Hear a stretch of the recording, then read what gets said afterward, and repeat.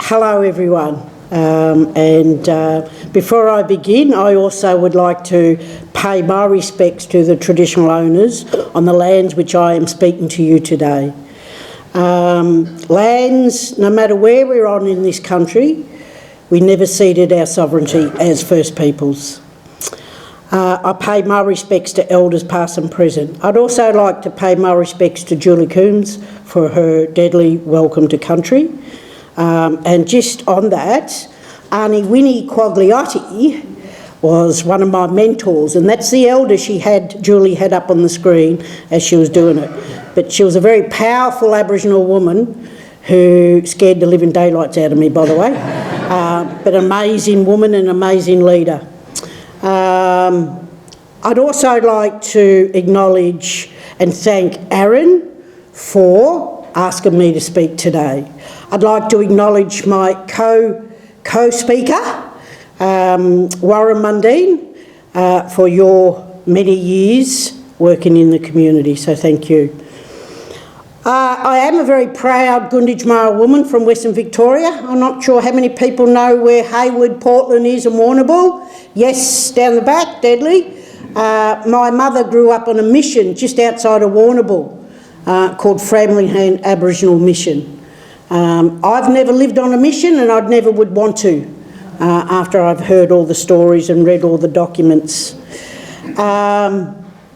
Yes, and I am the former Treaty Commissioner, and in Victoria we are actually leading the way to treaties right across this country. And for us to do that, to be successful in treaties, we actually had to have a voice. And that was my role as the Treaty Commissioner, not to negotiate treaties, but to establish a voice here in Victoria, which is now called the First Peoples Assembly of Victoria. And their role is to help government work out how to go forward with treaties, among other things. But the big question that I have been asked in the last few months, why do we as Aboriginal and Torres Strait Islander people, why do we need a voice to parliaments? And it's an interesting question, and it's a good one. But it's not just about Aboriginal people needing a voice. It's also about Australia having an Aboriginal voice and the benefits that can bring for us all, not just me or my people or my communities right across this country. It's all Australians will benefit from a voice to Parliament. Now, I'm not here to give you a history lesson either, but I'm pretty sure none of you got taught our shared history when you went to school. I'm pretty sure that none of you got taught prehistory, Aboriginal history prior to colonisation when you went to school. So I feel that I have to give you a little bit of understanding because history is at heart as to why we need an Indigenous voice to Parliament. It's well over 2 centuries since the brutal and rapid colonisation of Aboriginal lands. Diseases were introduced. Our children were taken away from their parents and their communities. Our elders, our mothers, our fathers were locked up. Then, of course, not to mention the massacres that were committed throughout this country. And they're not just me sitting here saying that. It is fact. It's in the historical record. We were told on these missions, when the missions were established, our people, when colonisation commenced, our people were completely and utterly disempowered. Our ways of knowing, our ways of being, and our ways of doing was taken from us. We were told on these missions when to eat. We were told when to go to sleep. We were told whether we could own property.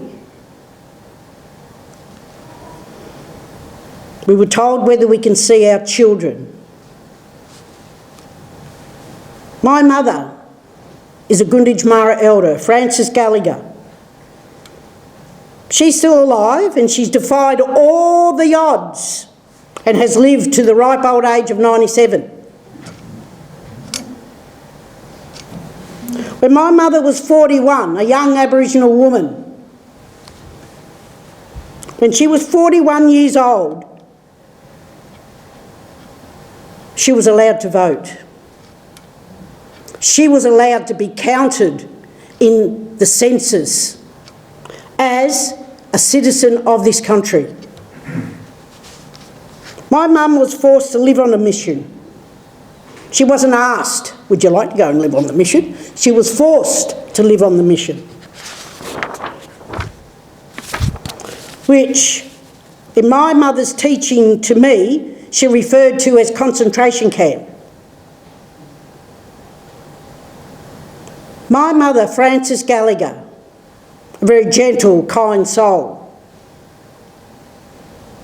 but can be crusty when she needs to be, by the way. She had 11 children, and 6 of those children were taken away and put in homes. She had no opportunity to have a proper education. She had no opportunity to purchase land and build wealth. She had no opportunity to get a basic job.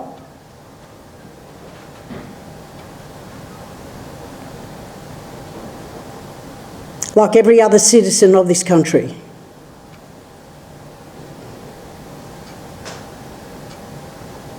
About 5 years ago, I came across a publication titled Letters from Victorian Aboriginal Women.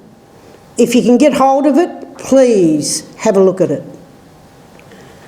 But what this publication is, it is a compilation of all letters that Aboriginal women in Victoria at the time lived on missions. And it was letters addressed to either the mission managers or the Aborigines Protectorate Board. When you read those letters, you can see and you can hear the devastation and despair of these women who simply wanted to see their children. And I'll quote one letter. It was a letter from an Aboriginal woman who lived on Lake Condah Aboriginal Mission, just outside of Portland. And she wrote to the Protectorate Board, "Dear Sir, please, may I go and see my children that are currently on Rummiuck Mission in Gippsland?"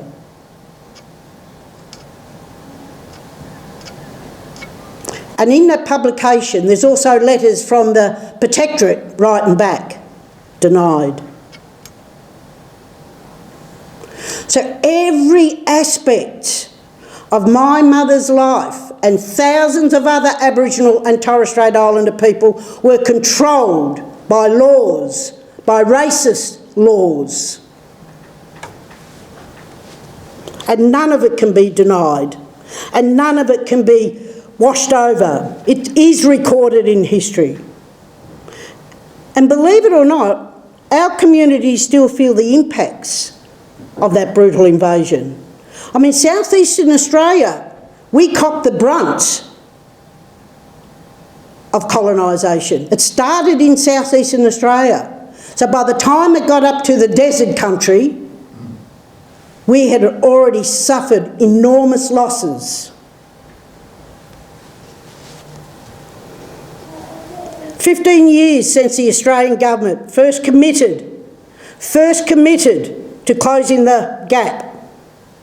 We are still failing to meet the targets of equal life expectancy by 2031. We as Aboriginal Australians, we are still dying nearly 10 years earlier than non-Indigenous Australians. Our babies are born at very low birth weights. More Aboriginal children are in out-of-home care. And did you know that Victoria has the highest rates of Indigenous children in out-of-home care in the world. In the world, not on this continent, in the world. There's a lot of higher rates of psychological distress, and the appalling numbers of Aboriginal people dying from suicide. Just last year, the Victorian coroner released his report,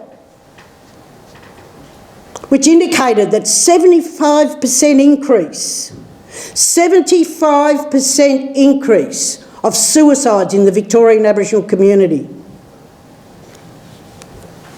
Deaths in custody continue to devastate our communities. This is deeply, deeply upsetting for us as a community. And despite it being over 3 decades since the Royal Commission into Aboriginal deaths in custody, 3 decades. The government back then commissioned the Royal Commission 32 years ago. And nothing, that report was shelved and put on a shelf. Nothing has been implemented. Aboriginal families are still being left to deal with the consequences of a system continues to grossly fail us as a peoples. They might be statistics to governments. They quote the Aboriginal deaths in custody nationally. They quote the Aboriginal deaths in custody in Victoria. And by the way, the last 12 months, Victoria has had 5 Aboriginal deaths in custody. But these are not just statistics to us. These are our communities. They are people we know and love. These are our families. And when you look at the overall why Aboriginal people are in custody, why we're overrepresented, it's not for major crime, it's for crimes of poverty. That's what it's for. A young Aboriginal woman died in 2020. She was arrested in Melbourne for suspected shoplifting. Suspected shoplifting. And she died 2 days after because she was denied bail. 2 days after, she died in pain, screaming out for her dead father to help her. That was a coronial inquest. Google Veronica Nelson and you tell me whether we have a just system. Whether we have a system that is free of racism. No, we don't. But make no mistake, Aboriginal people, communities today, we still have a lot of poverty.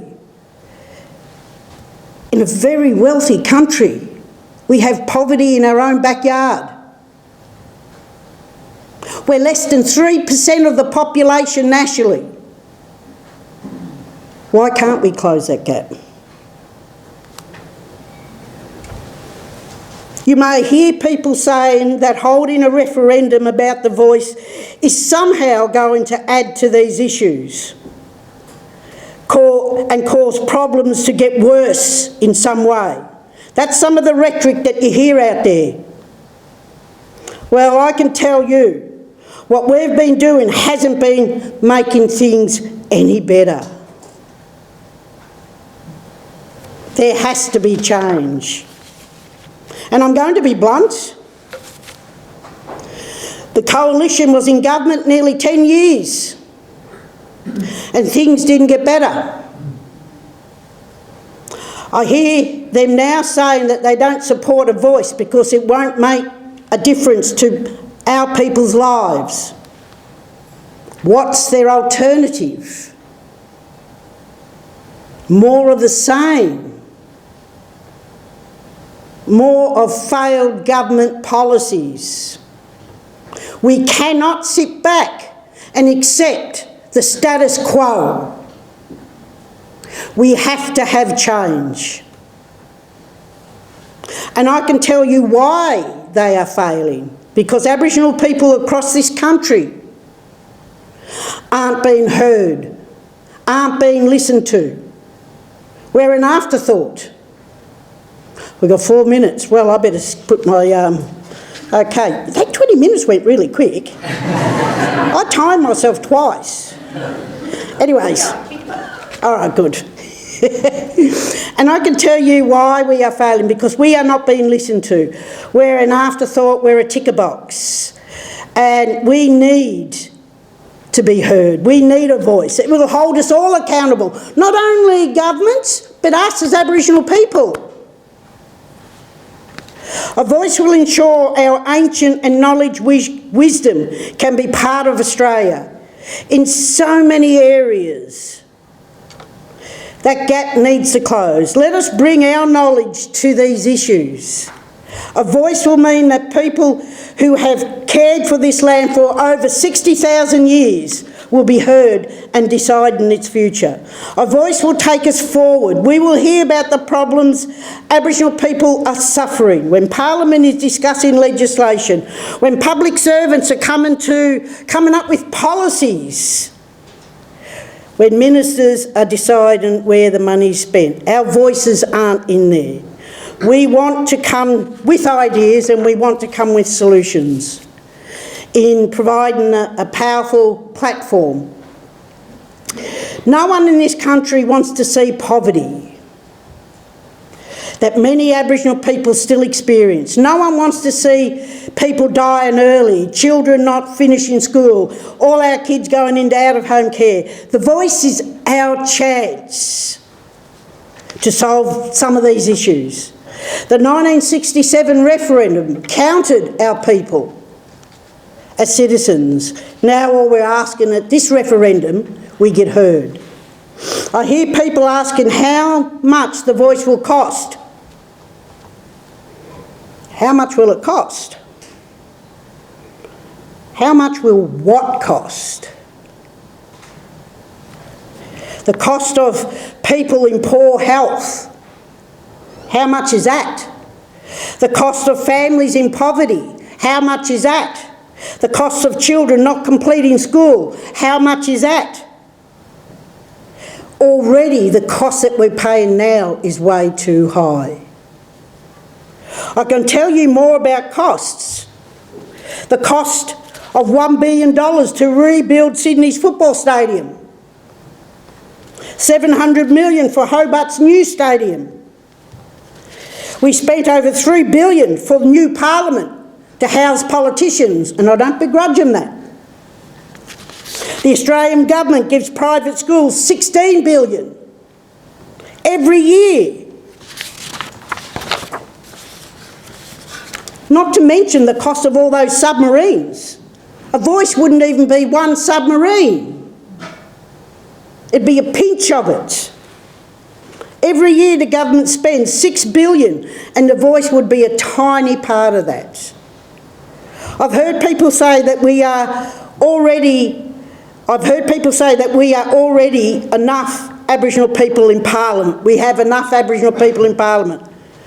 Enough? What is enough? I mean, is that insinuating there's too many? And we have a good number now, does that mean it's going to reduce? Could do. The truth is that Linda Burney does not represent Aboriginal people in this country. That is not her job. Her job is to represent the people of Canterbury. That's her job. Ken White's job wasn't to speak for all Aboriginal people across this huge country of Australia. His job was to represent 120,000 people living in Husluck in the east of Perth. Jacinta Price doesn't represent Aboriginal people. She's a representative of the Country Liberal Party. And the list goes on. The list goes on. We are less than 3% of the population, and it's your vote that's going to count.